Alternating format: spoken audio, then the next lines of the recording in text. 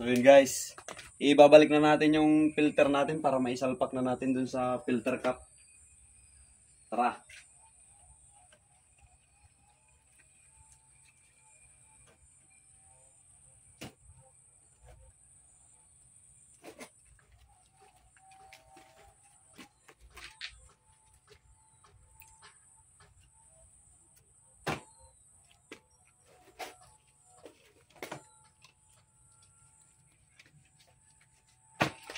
Ito, 8.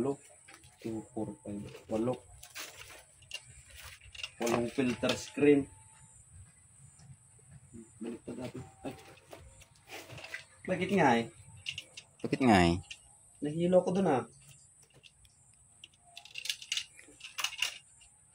Dapat pag nagbaklas, Alam din yung posisyon ng pagbalik. Kasi hindi sila pwedeng magkapalit-palit guys. Pag hindi sila, pag nagpalit-palitan mo yun, ang hirap ipasok doon. Hindi masarado.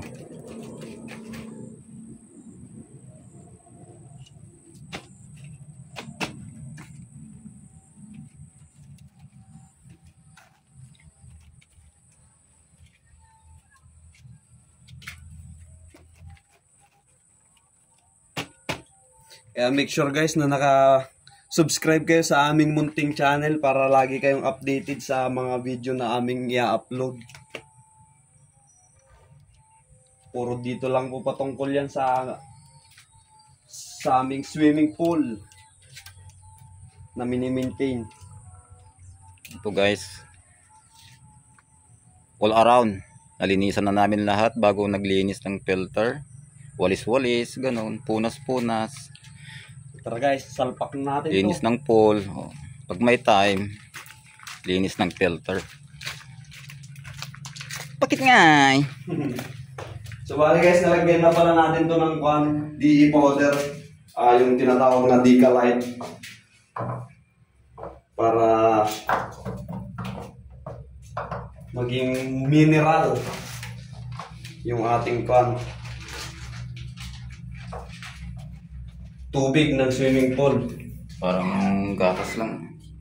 So yan yun guys, tinubigan ko na kanina. Hindi ko na naipakita.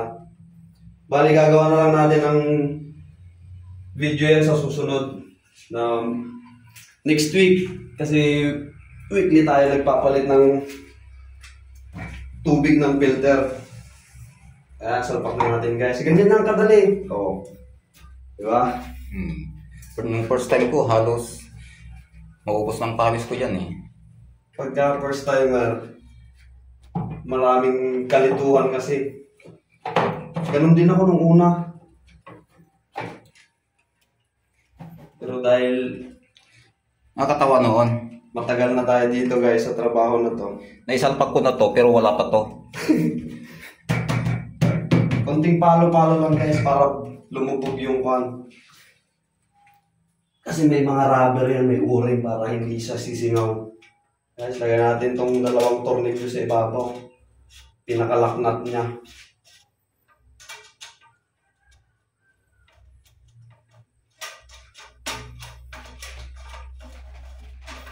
Nakahubad kami guys kasi swimming pool din naman yung area namin. Basa rin kami. Basa kami paglilinis ng filter.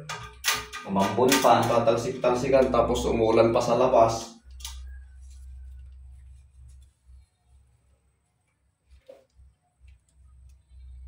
Kaya nyo nang makita yung kamatsuhan ng aming katawan guys. Matchuchulis ang buto.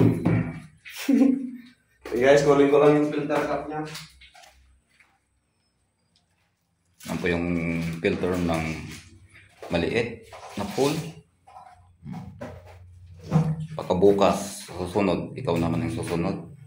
Para pag-andar niya. Pero pag maraming guest, 2 days, 2 days, 3 days. Minsan hindi na inaabot ng 3 days, 2 days lang guys.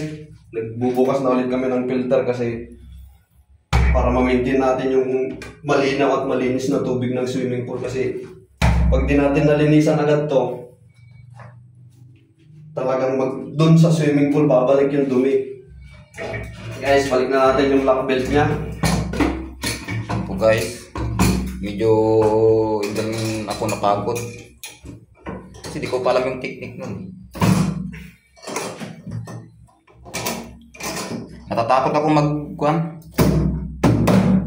ganyan, baka mabitak yung kwan. Mura pa naman yan. Nasa 80,000 lang naman guys yung isang buo nito. Kaya natatakot ako noon. Pakasala yung pagbira ko ng kwan. Tignan natin yung spring guys para hindi forsado yung lock nut niya. Kumbaga may pumipigil.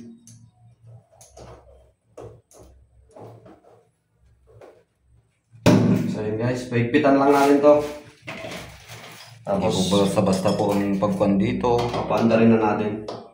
Para yung nilagay natin na DE powder niya, Decalite, is kumalat dun sa swimming pool. Saka tayo magbabacuum guys. Yung magbabacuum guys, video na lang natin sa susunod. Para hindi naman magkakasama sa isang video. Pakita namin kung ano yung mga ginagawa namin sa pagbabacuum, yung mga kinakabit namin. Tapos yung mga ino-operate namin dito sa powerhouse para mag-shift siya sa vacuum. Kasi guys, yung ibang machine ay ibang power control ng swimming pool, lalo na yung mga pangmamahaling resort, gano'n.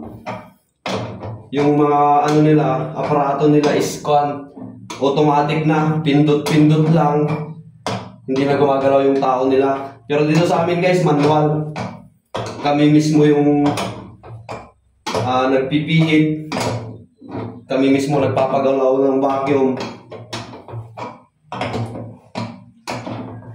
Kumbaga pang local ano lang naman yung mga aparato namin. Hindi siya mamahalin guys, hindi siya ganun kamahal.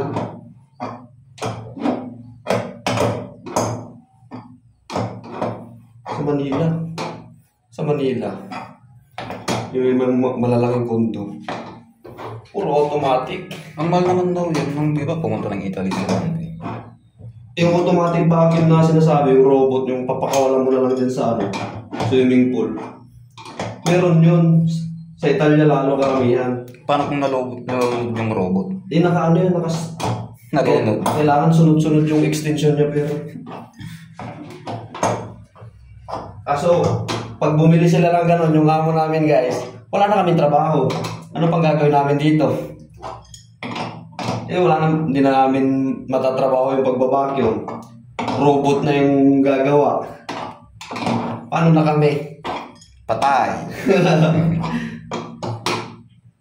Tanggal na kami sa trabaho pag ganon. Siyempre hindi na kailangan ng maintenance, full maintenance. Pero may option pa naman kami guys. Lifeguard. Standing lifeguard na lang kami pag ganon. Ayan guys, check natin yung mga linya para mapandar na natin. Ito, muntik ko naman napasabog to eh. Paano natin to? Kasi pag sara yung mga bukas-bukas mo dito, pipirsa yung hangin dyan sa may kwan. Ito guys, gagamitan na natin ng paa kasi masyado matigas. Yan, ang hirap po. Tinataas yan. Lalo pag nagbakwas ako. Open natin to guys para masuplayan yung filter natin. So yun, naka-on naman yung mga linya ng ng fountain, slide. Dapat naka-on yan guys. Tara, on na natin.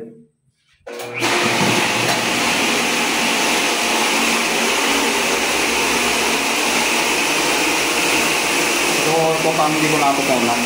Tapos guys, ipapakwas po natin siya. Papasingawin natin doon yung hangin. Yung sa labas. So, Kasi may hangin pa sa loob subag habang ginatanggalin ng tubig. So ayan na.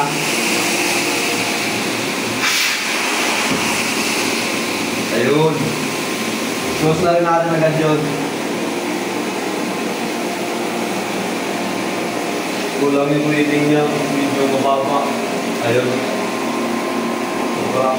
Dapat nasa 20 tayo guys. Yung reading, ay yung ano ng gauge natin. Yan lang yung tamang kwan ng gauge ng ganitong filter. Kabukas lahat. Tingnan natin yung kwan guys sa swimming pool. Diyan na magsisirculate yung DE powder na nilalagay natin kanina.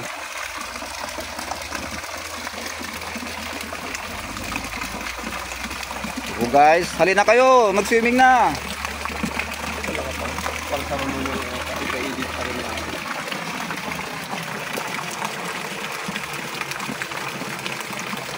Guys, NCR po. Oh, mga maliligo po dito. Solong-solo nyo. Lunis ngayon guys, lunis. Lunis, kaya halos matumal. miniminting kasi namin yung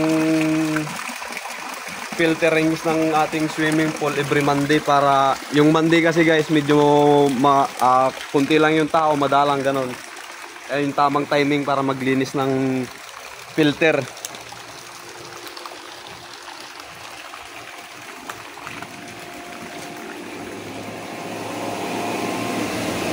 Ito, papanday rin ng kahit 15 minutes. Kapag circulate yung nilagay na pan. Di ka light.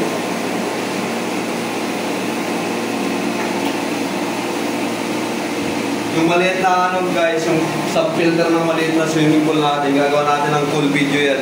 Buo, walang cut hanggang makapaglagay tayo, hanggang paglilinis, hanggang sa paglalagay natin ng DE powder, tapos papanda rin natin. So guys, pag nag-vacuum kami, dito pumupunta yung mga dahon, mga buhok, etc. 5 piso, 10. Kung tira na ako, yung sa bulsa ng mga guests. Hindi mo napunta. O yun po, may dahon po yun o.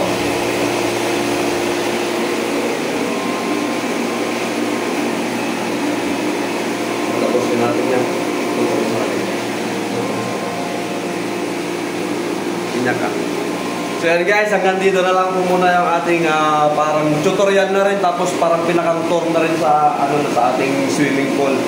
Para yung mga ibang baguhan na nag-maintenance ng swimming pool is hindi na sila mangangapa. Kumbaga may idea na sila kung ano yung mga gagawin, kung ano yung tamang paglilinis. Yung paglilinis naman guys, madali lang yan. Sa pagbabaklas lang talaga medyo mahirapan. Hanggang dito na lang guys. See you next video.